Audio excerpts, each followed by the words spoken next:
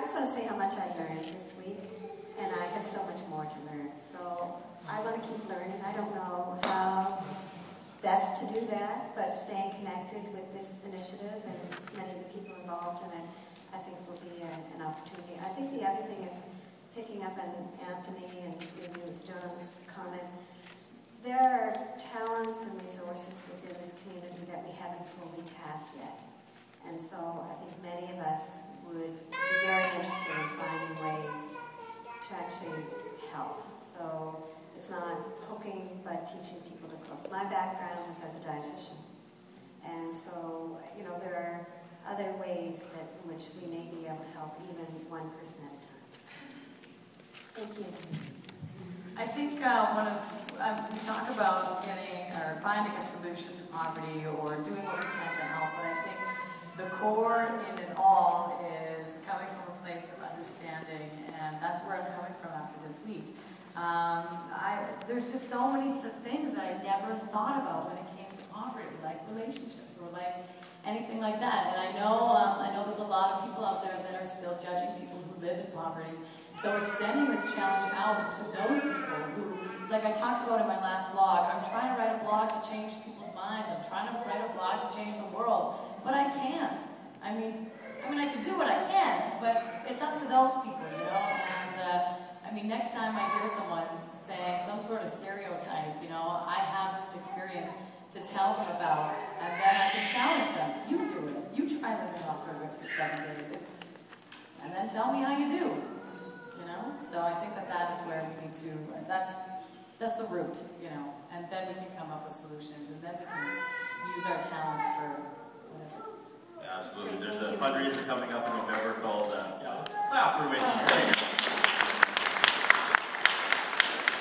And I kind of live off coffee, and I'd like to point out today was the first day in 8 days I bought a store-bought coffee, and Whitney Graves kicks it over, so.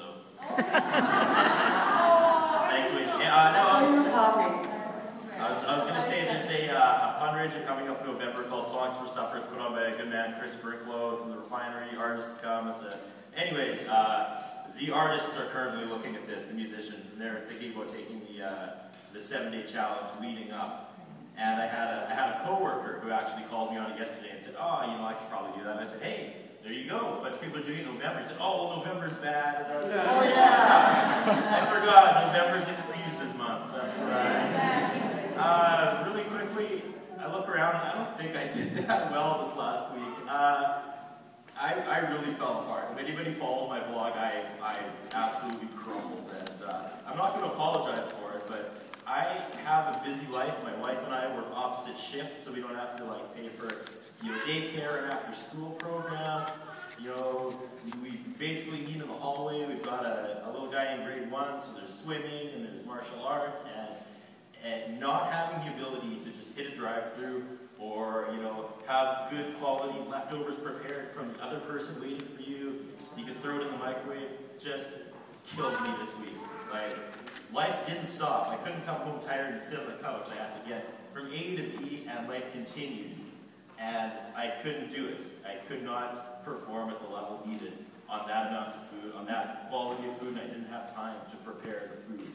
On Tuesday, I made a giant pot of some sort of stew thing that would make you cry, man. You would not talk to me ever again if you saw it. And that was all I had. If I had 10 minutes to eat, it was scoop in the microwave, and I ate that probably 7 meals, and it was brutal. And you didn't see the green goop I made. Oh, and I took it out on everyone around me, and people avoided me, and all that kept me going was the finish line. And I tried so hard to get out of that mind space, but that was all that kept me going. If I didn't have that finish line, I probably would have been fired by now. I'd probably be divorced by Christmas. And I'm not saying that to pander.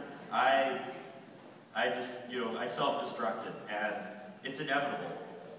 So I come here with no answers, unfortunately, which is really bleak, but I'm more aware of the depth of the problem. So let's start thinking and doing this more, and I guess tell me how we can help next, and I'm all in. That's it. Thank you.